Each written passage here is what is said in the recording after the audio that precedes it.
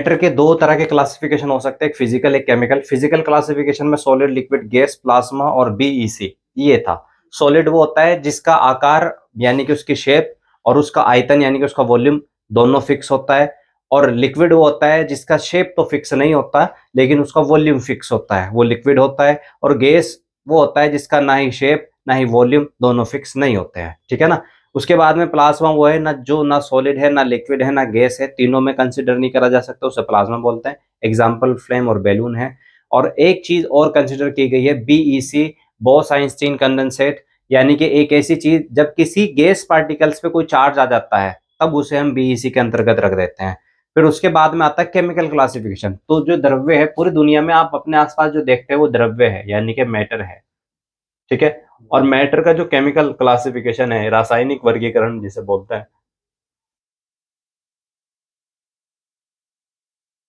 Chemical classification, वो आपको देखना है।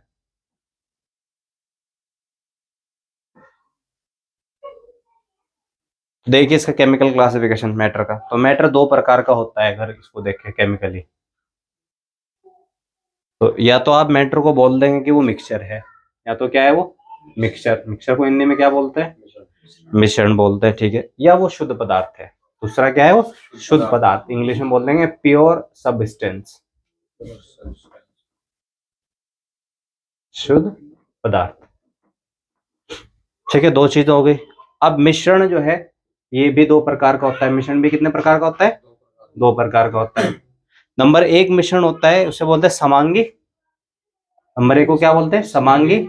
और दूसरे को क्या बोल रहे हैं? विषमांगी। कितने बड़े होंगे बचपन में।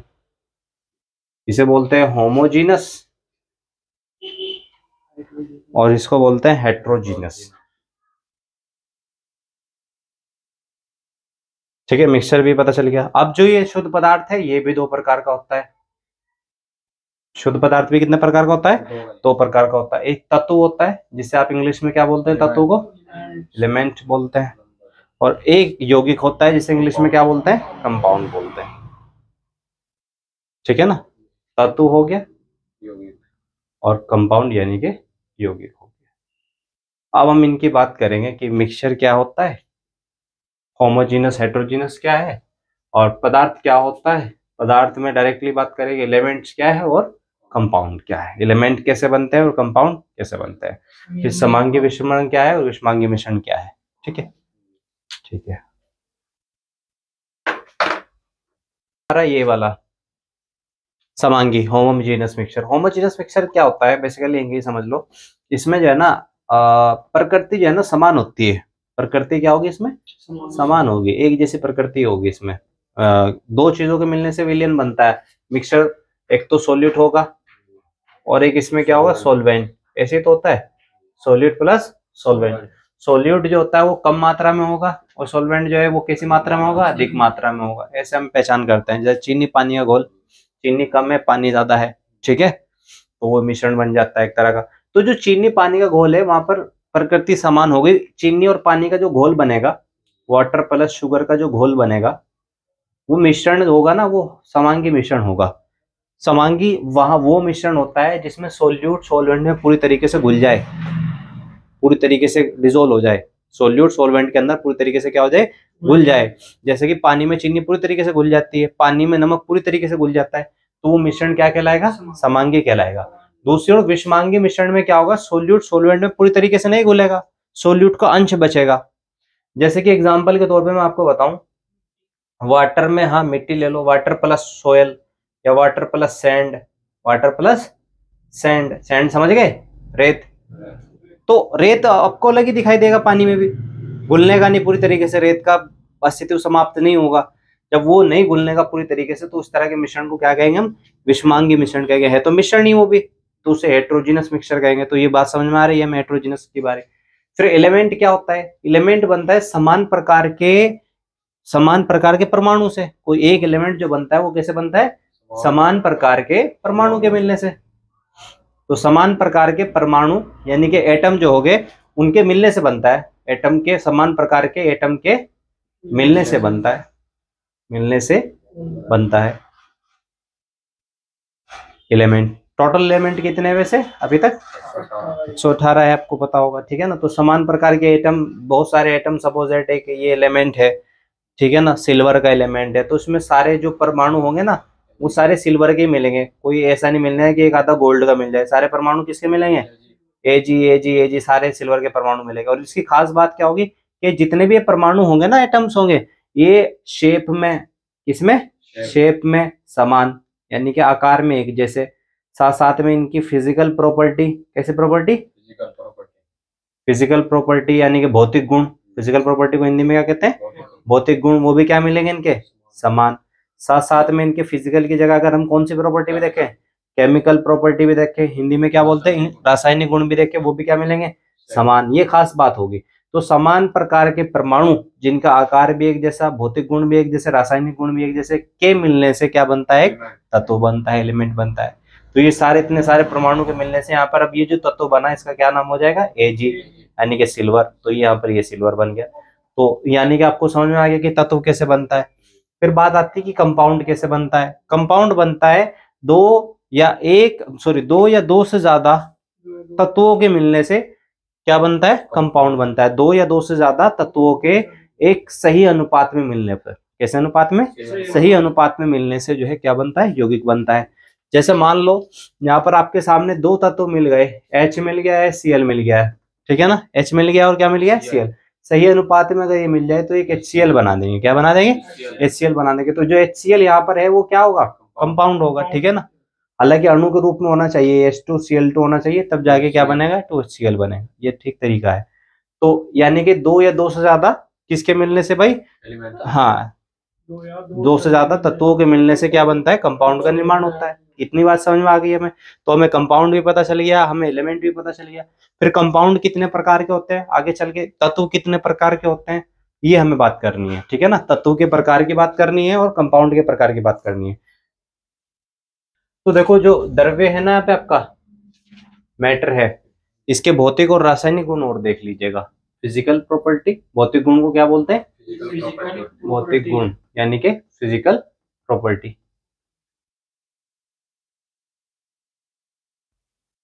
और एक होता है रासायनिक गुण।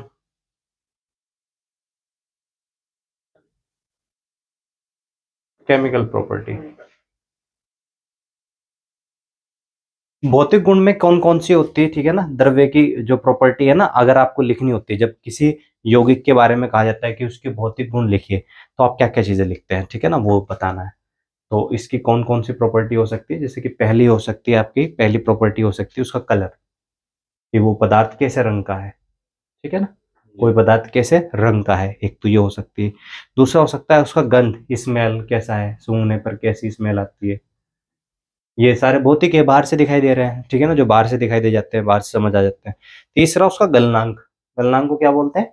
मेल्टिंग पॉइंट, गलनांक, ठीक है ना। चौथा उसका कवथनांक, कवथनांक को क्या बोलते हैं? Boiling point. ये गलनांक है और ये कवथनांक है भाई, ठीक है। बीपी का मतलब बॉइलिंग पॉइंट, एमपी का मतलब मेल्टिंग पॉइंट, ठीक है। फिर उसके बाद में अगला पॉइंट आता है घनत्व। क्या बोलते हैं? घनत्व। इंग्लिश में बोलते हैं डेंसिटी। क्या बोलते हैं? डेंसिटी। वो कितना भारी है देखने में, पत्थर जैसा भारी है कि पानी जैसा हल्का है, ये भी, ठीक है ना, इसी के अंदर आता है। तो ये सारे के सारे पॉइंट्स जो हैं, ये कौन सी प्रॉपर्टी हो गई? फिजिकल प्रॉपर्टी होगी। अब केमिकल प्रॉपर्टी के अंदर क्या चीज आती है? केमिकल प्रॉपर्टी के अंदर आप जो देखते हैं मुख्यतः, ठीक है ना, वो देखते हैं एक तो नंबर वन की वो अम्ल है कि नहीं, कोई चीज एसिड है या वो बेस है, एसिड है या बेस है, या फिर वो जो है ना न्यूट्रल है, उदासीन है, ये भी देखना, ठीक है ना। चौथी चीज देखना वो किससे अभिक्रिया करती है, रिएक्शन करती है भी नहीं करती है, रिएक्शन देखना उसकी, reaction with chemicals, with chemicals, दूसरे केमिकल के साथ रिएक्शन करा के देखना उसकी, जैसे कि किसी जल के साथ करा के देखना, किसी यौगिक के साथ में करा के देखना, हर तरह के यौगिक के साथ में उसकी रिएक्शन हो रही है या नहीं हो रही है, ये देखना, ठीक है ना। और एक पॉइंट से हो जाएगा उसका कि वो एम्फोटेरिक तो नहीं है। एम्फोटेरिक, एम्फोटेरिक का मतलब होता है जिसमें दोनों गुण हो, एसिड का भी और बेस का भी, जो दोनों ही गुण रखता है। कभी वो एसिड की तरह बिहेव करने लगेगा, कभी किसकी तरह बिहेव करने लगेगा, बेस की तरह बिहेव करने लगेगा। ये सारी चीजें रासायनिक गुण में आती है। तो मैटर के भौतिक गुण और रासायनिक गुण ऐसे लिख सकते हैं आप, ठीक है। हम बात करते हैं सबसे पहले अभी तत्व की बात करते हैं, क्या बोलते हैं, एलिमेंट। तो एलिमेंट की बात करते हैं इसके प्रकार की। तो मुझे समझ आता है कि 3 प्रकार एलिमेंट के हैं। एक तो कोई चीज हो सकता है कि मेटल हो, दूसरा हो सकता है कोई चीज मेटेलॉइड हो, क्या हो, मेटेलॉइड्स हो, और तीसरा हो सकता है कि कोई चीज जो है नॉन मेटल हो, क्या हो, नॉन मेटल। तो 3 तरह की कोई चीज हो सकती है। मेटल धातु, मेटेलॉइड्स उपधातु, और नॉन मेटल्स क्या हो जाएगा, ए धातु। क्या हो जाएगा, ए धातु, ए धातु। ये क्या हो जाएगा, उपधातु, और ये धातु। इनके प्रॉपर्टीज होती है धातु की। बेसिकली पहले बता देता हूँ कि जो हमारी सारणी है, जिसे हम बोलते हैं आवर्त सारणी, पीरियडिक टेबल, पीरियडिक टेबल के अंदर कहाँ मेटल है ये बता देता हूँ। तो पीरियडिक टेबल में जो मेटल है वो एस ब्लॉक में है। तो कौन से ब्लॉक में, एस ब्लॉक में, डी ब्लॉक में, और एफ ब्लॉक में, ठीक है ना। और कहाँ पर है, एफ ब्लॉक। कुछ मेटल पी ब्लॉक में भी है, कुछ मेटल कहाँ भी है, कुछ पी ब्लॉक में भी है, लेकिन पी ब्लॉक में बस कुछ ही है, वो सारे नहीं है। डी ब्लॉक में सारे मेटल, एफ ब्लॉक में सारे मेटल, एस ब्लॉक में सारे मेटल छोड़ के हाइड्रोजन को, छोड़ के किसको, हाइड्रोजन को छोड़कर, ठीक है। तो ज्यादातर वेटेज किसका है, मेटल का ही है वेटेज। तो फिर मेटेलॉइड्स क्या है, सबसे कम है।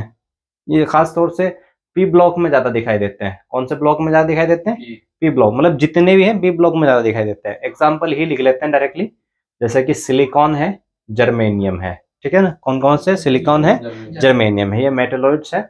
और नॉन मेटल्स जो है ये भी पी ब्लॉक में ज्यादा दिखाई देते हैं। कौन से ब्लॉक में ज्यादा दिखाई देते हैं, पी ब्लॉक में। तो आप देखिएगा 2 कैटेगरी ऐसी है कि मेटेलॉइड और नॉन मेटेलॉइड, ये कौन से ब्लॉक में दिखाई दे रही है आपको, पी में ही दिखाई दे रही है। तो नॉन मेटल्स में जैसे कि, और हाँ, ऑल गैसेस, सारी की सारी क्या आती है नॉन मेटल में, ऑल गैसेस। आपने देखा होगा पी ब्लॉक का एक ग्रुप 18 है, कौन सा है, ग्रुप 18। पूरे के पूरे ग्रुप 18 के अंदर सारी गैसेस ही आती है, जिन्हें नोबेल गैसेस कहते हैं। Helium, neon, argon, krypton, xenon, radon, ये सारी गैसेस है, सब इसी में आती है। बाकी ऑक्सीजन हो, नाइट्रोजन हो, कोई सी भी गैस हो, सारी पी ब्लॉक में ही आती है। तो नॉन मेटल ये है। अब इनकी हमने उदाहरणों की बात कर ली, यहाँ पर छोटे छोटे से उदाहरण ले लिए। अब इसके अलावा जो है हम यहाँ पर जो है इनके गुण भी लेंगे, प्रॉपर्टी भी लेंगे, यही की प्रॉपर्टी कर लेते हैं।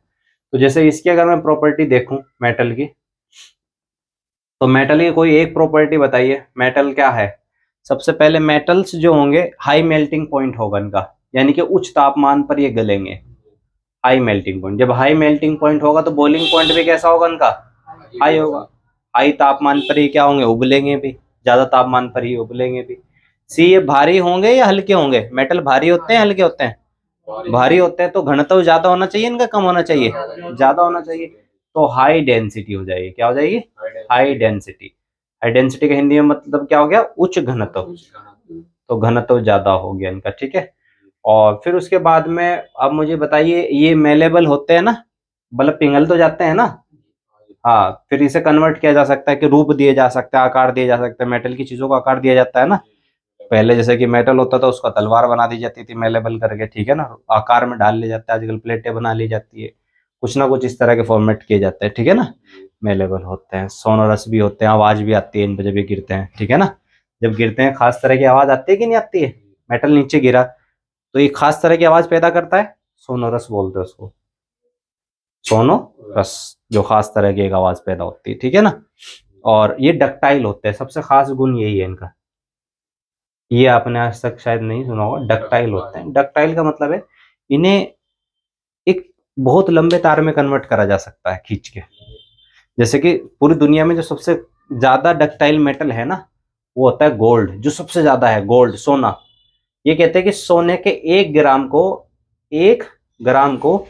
1 किलोमीटर लंबे तार में कन्वर्ट करा जा सकता है। 1 ग्राम को, सोने के 1 ग्राम को 1 किलोमीटर लंबे वायर में कन्वर्ट करा जा सकता है। तो सबसे ज्यादा डक्टाइल कौन है, गोल्ड है। कोई दिक्कत तो नहीं इस बात में, बहुत बार नीट में पूछा हुआ क्वेश्चन है। तो कुछ प्रॉपर्टी हमने मेटल की यहाँ पे डिस्कस कर ली अच्छी तरीके से, कोई प्रॉब्लम तो नहीं है। मेटल डिस्कस कर चुके हम। अब कुछ प्रॉपर्टी किसकी डिस्कस करनी है हमें, बिल्कुल मेटलॉइड्स की, किसकी भाई, मेटलॉइड्स की डिस्कस करनी। अच्छा इसमें एक प्रॉपर्टी यहाँ पर ये रह गई है कि ये इलेक्ट्रिसिटी के गुड कंडक्टर हो गए, बेड कंडक्टर हो गए, बिजली हो जाएगी इनमें को प्रवाहित हो जाएगी, तो गुड कंडक्टर क्या हो जाएंगे, good conductor of heat and electricity, यानी कि इनमें को हीट भी प्रवाहित हो जाएगी आराम से, ऊर्जा भी प्रवाहित हो जाएगी, ऊष्मा, एंड इलेक्ट्रिसिटी यानी कि बिजली भी प्रवाहित हो जाएगी, दोनों ही प्रवाहित हो जाएगी। अच्छा ये जो होता है ना मेटलॉइड, ये दोनों के बीच की प्रॉपर्टी दिखाते हैं, इन दोनों के बीच की प्रॉपर्टी, मेटल और नॉन मेटल के बीच की प्रॉपर्टी दिखाते हैं। तो ये जब नॉर्मल स्टेट में है, प्रॉपर्टी लिखते हैं इसकी भी, तो प्रॉपर्टी में जब ये किसी स्टेट में, दो स्टेट में होता है, एक नॉर्मल स्टेट में, एक तो कैसे स्टेज में, नॉर्मल स्टेट में, सामान्य अवस्था जिसे बोलते हैं हिंदी में। तो जब ये सामान्य अवस्था में होगा तो ये नॉन मेटल की तरह बिहेव करेगा, किसकी तरह बिहेव करेगा, नॉन मेटल की तरह। और एक स्टेट इसकी होती है, एक स्टेट तो होगी इसकी, एक स्टेट होती है इसकी एक्साइटेड स्टेट। कैसी स्टेट हो गई, एक्साइटेड स्टेट, यानी कि उत्तेजित अवस्था बोलते हैं इसको, क्या बोलते हैं, उत्तेजित अवस्था। जब ये उत्तेजित हो जाएगा, उत्तेजित अवस्था, उत्तेजित अवस्था में कैसे बिहेव करेगा, मेटल की तरह। तो दोनों के गुण दिखा रहा है कि नहीं दिखा रहा है, दोनों के बीच के गुण दिखा रहा है, नॉन मेटल के भी मेटल के। सामान्य स्थिति में पड़ा है तो कैसा है, नॉन मेटल, और एक्साइटेड में आ गया है तो कैसा हो गया, मेटल हो गया। दोनों का गुण दिखा रहा है तो इसलिए इसे क्या बोलते हैं, मेटलॉइड बोल दिया। यानी कि जब आप इसे गर्म करोगे, उत्तेजित कब हो गए, जब आप इसे क्या करोगे, गर्म करोगे, इसमें कुछ चीज मिला दोगे, इम्प्योरिटी मिला दोगे, तब एकदम एक्साइटेड हो जाएगा, और एक्साइटेड होते ही किसकी तरह बिहेव करने लगेगा, मेटल्स की तरह बिहेव करने लगेगा। तो इसकी भी बारे में हमें पता चल गया है। अब बात कर लेते हैं किसकी, नॉन मेटल्स की। तो नॉन मेटल्स की जो प्रॉपर्टी है, अगर उसको डिस्कस करें हम, तो उसकी प्रॉपर्टीज क्या हो जाएगी, जैसे कि पहला पॉइंट है कि ये बेड कंडक्टर हो जाएंगे, किसके, बेड कंडक्टर ऑफ, हाँ बिल्कुल सही, हीट के भी बुरे कंडक्टर है एंड इलेक्ट्रिसिटी के, ना तो इनमें हीट आसानी से पास होती है, ना ही बिजली आसानी से पास होती है इनके अंदर, ठीक है ना। अब तुम देख लो, बिजली अगर गैस में को प्रवाहित होने लगती तो हमें यहाँ से करंट उड़ के यहाँ लग जाता, क्योंकि हवा है ना, हवा गैस है तो लगता नहीं करंट उड़ के, तो बेड कंडक्टर है इसीलिए नहीं करंट लगता है। दूसरा बी पॉइंट जो है यहाँ पर आप डाल सकते हैं कि इनके मेल्टिंग पॉइंट और बॉइलिंग पॉइंट क्या हो जाएंगे, गैस, गैस क्या है, पहली उड़ जाती है नॉर्मल तापमान पे, अगर हॉट टेम्परेचर बढ़ाओगे तो भागी जाएगी, तो लो है इसके, लो मेल्टिंग पॉइंट एंड ये क्या कर दूं, बॉइलिंग पॉइंट, दोनों ही कम है, मेल्टिंग पॉइंट भी, बॉइलिंग पॉइंट। और डेंसिटी क्या है इसकी, वेरी लो, डेंसिटी क्या होती है, वेरी लो, सबसे बिल्कुल हल्के होते हैं। तो डेंसिटी क्या होगी भाई इसकी, भारी थोड़ी होती है गैस, ऐसा तो नहीं है गैस का गुब्बारा भर के किसी ने सिर पे फेंक दिया तुम्हारे सिर फूट गया, ऐसा नहीं होना है ना। तो डेंसिटी क्या होगी इसकी, वेरी लो, बहुत कम, आम मात्रा, ठीक है, या नेग्लिजिबल कह सकते हैं। ये अपने पॉइंट्स इसके डिस्कस कर